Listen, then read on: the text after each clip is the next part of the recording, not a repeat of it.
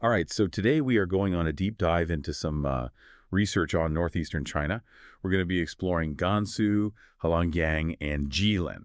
And I'm really excited to see what we can uncover. These places are, uh, they're definitely off the beaten path for a lot of folks. So I'm excited to, find those hidden gems, the things that make these regions so unique.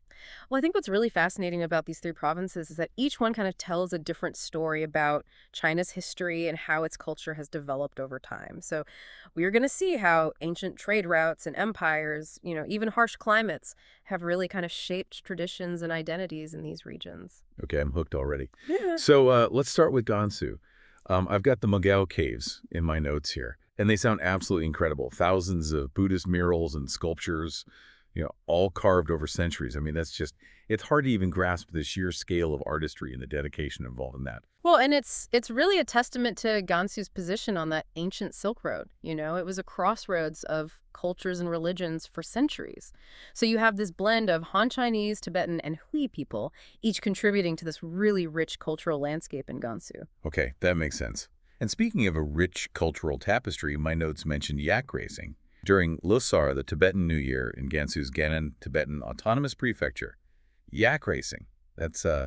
Well, I've never heard of that before. Well, and it really speaks to that strong Tibetan Buddhist influence in certain parts of Gansu.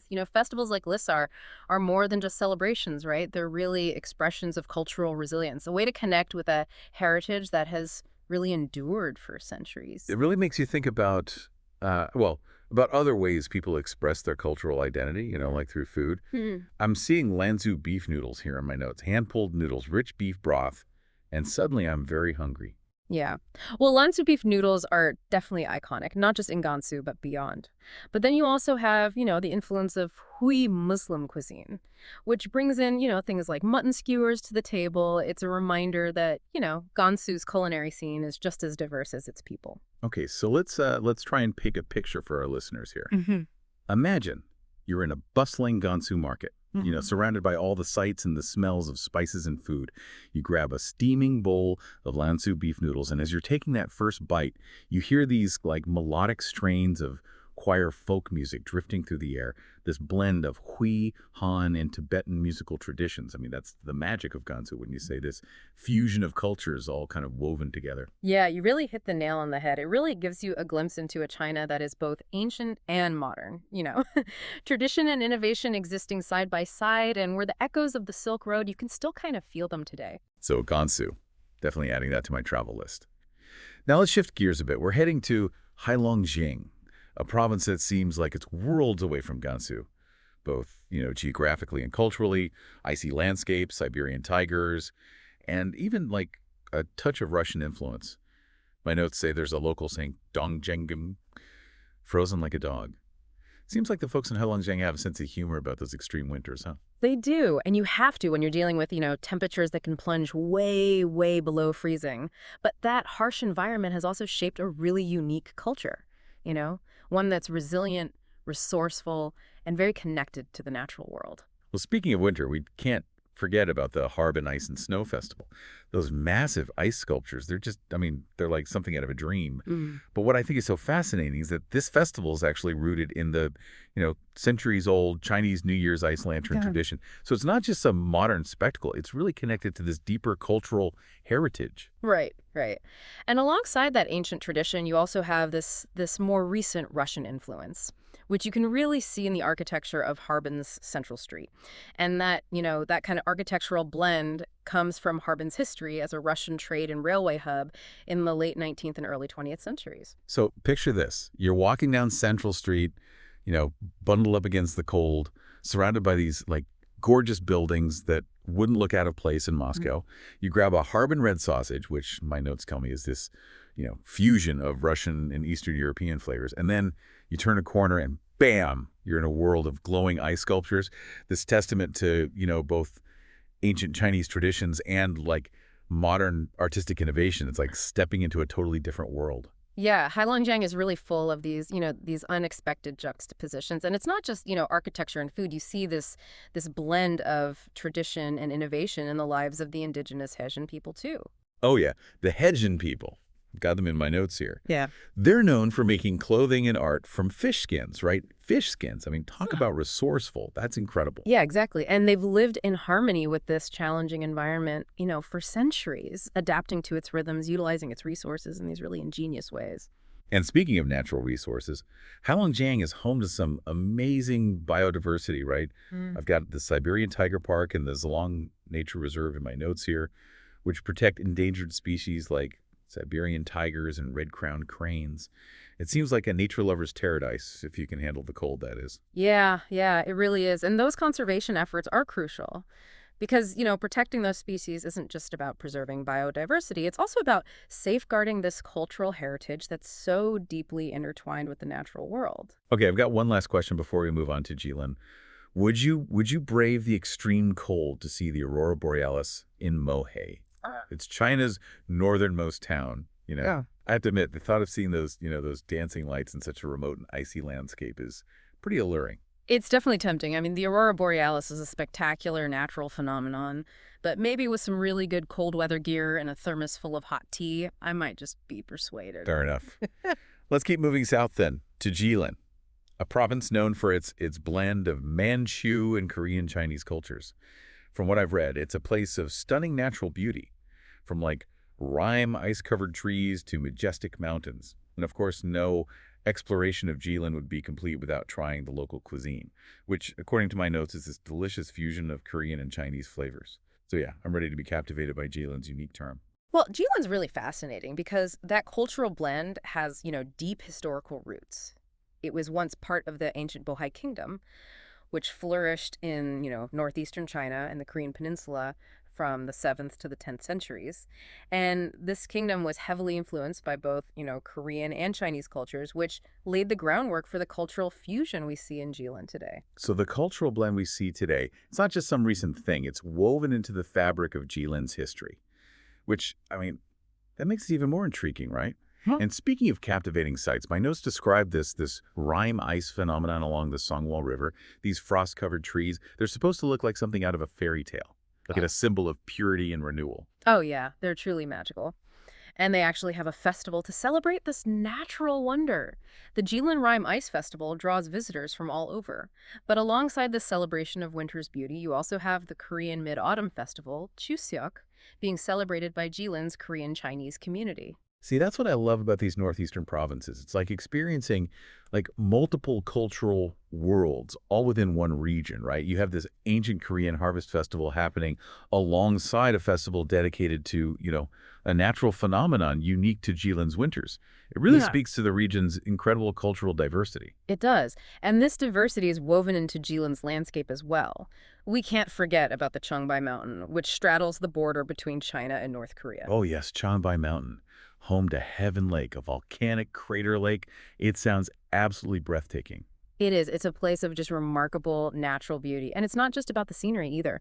Cheongbai Mountain is also a really important habitat for rare amur, or Siberian tigers. Really highlights the region's ecological importance. It's amazing, Yeah. how these provinces manage to like blend this cultural heritage with these natural wonders. Okay, so my notes wouldn't be complete without mentioning the food.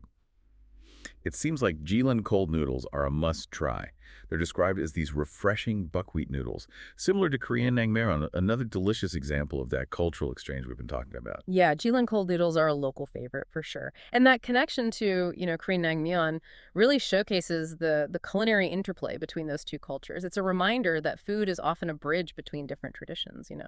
And speaking of bridges, did you know that the Yanbian Korean Autonomous Prefecture in Jilin is home to a significant Korean Chinese population and really offers a unique glimpse into that cultural blend? Wow, that's fascinating.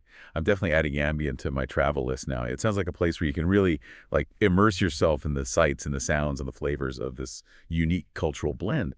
But before we get too carried away with travel plans, I have to ask, does Jilin have any local sayings about the cold, like Hailong Yang? I'm curious if that sense of humor about winter is like a common thread throughout northeastern China. It is. In Jilin, they say "dong de fagden," which translates to "frozen to the bone." So clearly, a good sense of humor about the cold is a key survival skill in these parts. It's a way of acknowledging the challenges of winter, but also like finding a way to laugh about it. I love that. It speaks to the resilience and the spirit of the people in northeastern China. So let's imagine ourselves exploring the bustling streets of Yanbian, trying Jilin cold noodles, maybe even learning a few Korean phrases. It's like a perfect snapshot of the cultural richness and diversity that Jilin has to offer. Absolutely. Jilin is really a province of contrasts and connections. It's a place where, ancient history meets modern life, where Korean traditions blend with Chinese influences, and where the natural world inspires, both awe and a sense of adventure. It really seems like northeastern China is full of these hidden gems, just waiting to be discovered. And I feel like we've only just scratched the surface here. I'm already eager to dive deeper, to explore the threads that connect these provinces and to uncover the stories that make them so unique. So are you ready for part 2 of our deep dive? Absolutely. There's so much more to uncover. I can't wait to see where our exploration takes us next. Going through these northeastern provinces, it really strikes me how their distinct identities are also kind of intertwined with these broader trends that are shaping China as a whole. Yeah, that's a good point. I'd love to hear more about those connections. Like, can you give me an example of how one of these provinces reflects a larger theme in China's development? Well, take Heilongjiang, for instance. It was, once a powerhouse of heavy industry, like a symbol of China's socialist industrialization. But, as China's economy has kind of evolved, Heilongjiang has had to adapt as well, shifting toward a more diversified economy. So it's kind of like a microcosm of the economic transformations that are happening all over China, right? Moving away from heavy industry and more toward a service-based economy with more focus on things like tourism and technology. Exactly. And this transition, brings its own challenges. Heilongjiang is working hard to attract new investments, to create jobs, and to really leverage its natural beauty and its unique cultural heritage to try to build a more sustainable future. That makes me think about what you were saying earlier about, those unexpected juxtapositions in Heilongjiang. You have this legacy of heavy industry alongside, the natural beauty of a place like the Zalong Nature Reserve. It's like the province is kind of navigating this path between its industrial past and a future that really embraces its natural assets. Yeah, that's a great way to put it. And it's this kind of balancing act, right, that many regions in China are actually grappling with as the country undergoes this, rapid economic and social change. And speaking of navigating change, I've got Jilin's connection to the Silk Road of the North in my notes here. I remember reading about this. It's about, revitalizing those ancient trade routes and forging new economic partnerships, right? Right. Jilin is playing a really key role in China's Belt and Road Initiative, which is this massive global development strategy. It aims to connect Asia, Europe, and Africa through, infrastructure projects and trade agreements. So Jilin's history as a trading hub is now being leveraged on a global scale. Yeah. It's using its location and its cultural connections to strengthen ties with, Russia, Korea, and other Eurasian countries. Exactly. Jilin's, it's a prime example of how China is really strategically positioning itself in the global economy. It's really fascinating to see how these seemingly remote provinces are actually at the forefront of some of China's most ambitious endeavors, right? And it makes me wonder, like, where does Gansu fit into all of this? We've talked about its Silk Road heritage, but how is it connecting to China's, its modern development narrative? Well, Gansu, with its long history as a cultural and trade crossroads, is now playing a really crucial role in China's poverty alleviation efforts. That makes sense. Gansu has, significant rural populations, and those areas often face, greater economic challenges. Exactly. And China has made this commitment to, eradicating poverty and achieving what they call common prosperity for all of its citizens. And Gansu is really on the front lines of this effort, working to improve infrastructure, create economic opportunities, and, just enhance the quality of life in rural communities. It's like each of these provinces kind of offers a window into a different facet of China's development story, right? Heilongjiang is grappling with economic restructuring, Jilin is embracing its role in global trade, and Gansu is tackling the challenges of poverty alleviation. Yeah, you're right. And by exploring these regional nuances, I think we gain a deeper understanding of, the complexities and the multifaceted nature of China's development. It's not a, one size fits all approach. It's really about tailoring strategies to the specific needs and opportunities of each region. It's a good reminder that China isn't, a monolithic entity, right? It's a country of diverse regions, each with its Sure. own history, its own culture, its own challenges. And by kind of delving into these regional stories, we get a richer and more nuanced perspective on China as a whole. Absolutely. It's a reminder that there are many different Chinas to discover, each one with its own unique contribution to the country's, its overall narrative. Okay. So we've talked about these big picture themes of, economic development, global trade, and poverty alleviation. Hmm. But But let's shift gears just for a moment and talk about something a bit more, I don't know, intangible, I guess. The spirit of the people in northeastern China. Like what has struck you about the people we've encountered in our deep dive so far? I think I'm really struck by their resilience. These are people who faced harsh climates, challenging terrains, and periods of, significant change. Yet they've persevered, they've adapted, and they've maintained a strong sense of community and identity.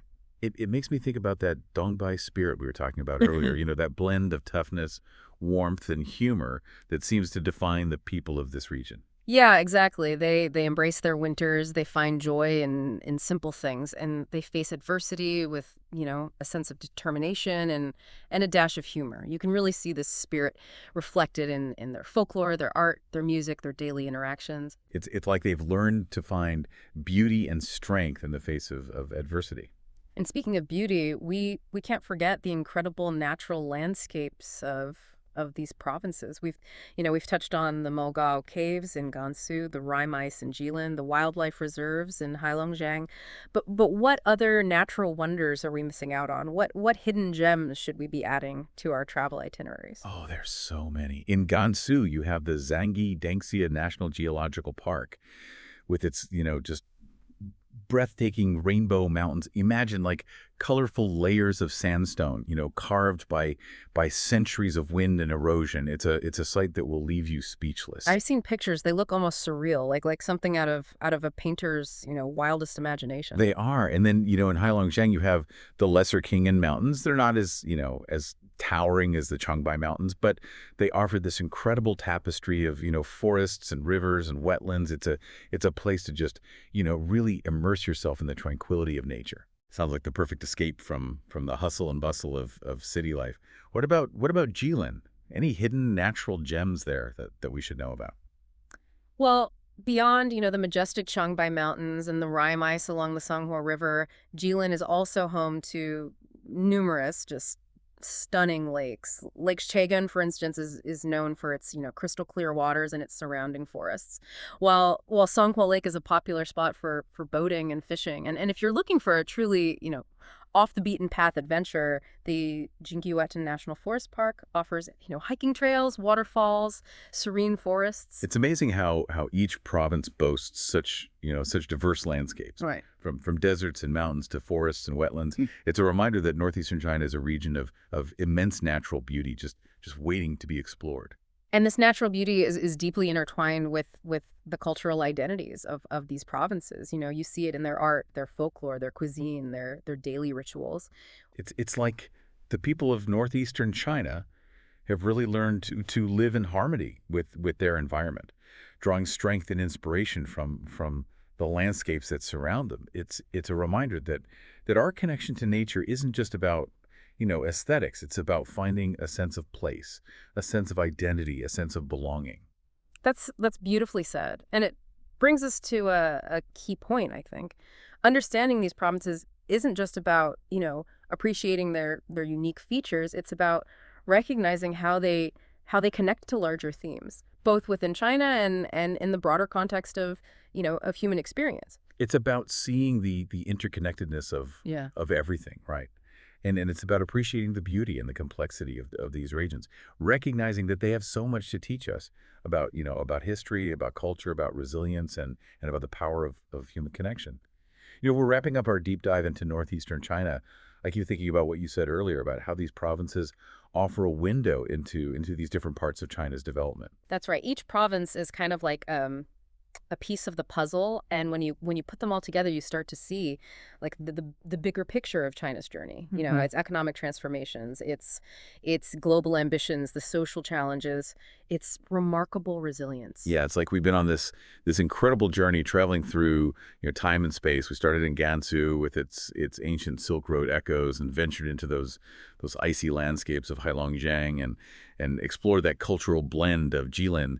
And along the way, we've uncovered all these hidden gems, these unexpected stories that have really painted this, richer and more nuanced picture of northeastern China. And it's not just about the past. These provinces are actively shaping the present and the future of China, right? They're grappling with economic transitions, embracing global connections, and really finding innovative solutions to social challenges. It makes me think about how these provinces are connected to the rest of the world, We've talked about Jilin's role in the Belt and Road Initiative, but I'm curious to hear more about how these provinces are, engaging with global trends, whether it's in technology or culture or environmental sustainability. Well, one area where we're seeing some interesting developments is in renewable energy. Heilongjiang, for example, is investing a lot in wind power, harnessing its vast open spaces to generate clean energy. So it's kind of leveraging its natural resources in a new way, moving beyond that heavy industry past and embracing a more sustainable future. That's right. And Jilin is also making strides in renewable energy, particularly in solar power. It's part of a broader trend in China as the country is aiming to reduce its reliance on fossil fuels and become a global leader in green technologies. It's exciting to see these provinces at the forefront of innovation, not just, within China, but on a global scale. And it's not just about technology either. These provinces are also, finding ways to share their unique cultural heritage with the world. Harbin, for instance, has become a very popular destination for winter tourism, attracting visitors with its ice sculptures and its Russian-influenced architecture and just its festive atmosphere. It's like they've turned their harsh winters into an asset, right? Creating this unique cultural experience that draws people from all over. Exactly. And Gansu is also, leveraging its cultural heritage to attract tourism. The Mogao caves with their ancient Buddhist art have, become a UNESCO World Heritage Site. Yeah. And that draws visitors from all over the globe. It's a good reminder that these provinces aren't just, remote corners of China. They're places of global significance with stories that really resonate far beyond their borders. And as these provinces, continue to evolve and engage with the world, they're also facing, new challenges. One of the biggest challenges is balancing economic growth with environmental sustainability. As these regions attract more investment and development, it's crucial that they prioritize responsible resource management and protect their natural beauty. It's that age-old dilemma, isn't it? Yeah. Finding the balance between progress and preservation. It is, but I'm optimistic that these provinces, with their history of resilience and innovation, can find ways to navigate these challenges and create a future that is both, prosperous and sustainable. Yeah, I share your optimism. We've seen throughout our deep dive how these provinces have adapted to change, overcome adversity and found ways to thrive. And Yeah. and I have no doubt that they'll continue to do so. And as they do, they'll continue to offer valuable lessons for the rest of the world. Lessons about cultural resilience, about the power of human connection, about the importance of balancing, tradition with innovation, and about the interconnectedness of our world. So to our listeners, we hope this journey through northeastern China has, sparked your curiosity and left you with a sense of wonder. We've only scratched the surface of these fascinating regions, but we encourage you to, keep exploring, to delve deeper and to discover the hidden gems that await. And remember, the world is full of unexpected connections and surprising stories. Keep your minds open, embrace the journey, and never stop learning. Well said. Until next time, happy exploring.